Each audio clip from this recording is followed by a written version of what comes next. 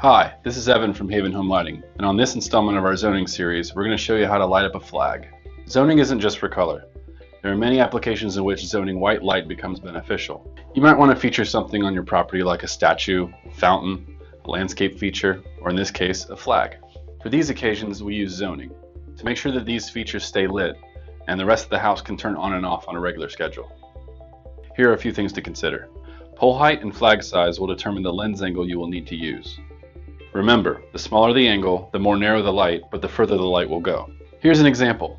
A smaller flag on a taller pole will need a more narrow lens angle, but a bigger flag on that same tall pole will need a wider angle. Here's a chart to help you determine which lens angle might work best. Now let's talk fixtures. There are two that we recommend. One is our uplight, which comes in brass and aluminum and many different sizes and wattages, and our well light. There are pros and cons to both. The well light sits flush against the ground, so you can't see it from a distance. Because it sits low to the ground, debris can build up on top, blocking the light. Also, snow might take a little while for it to melt. With the uplight, snow will melt pretty easily on this because it's above the ground. But because it's above the ground, you can see the fixture. But the sleek, minimalist design goes well with any landscaping design.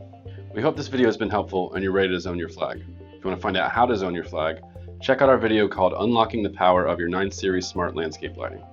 Make sure to subscribe to our channel and hit the bell icon to be notified when we upload new videos. Thanks for watching.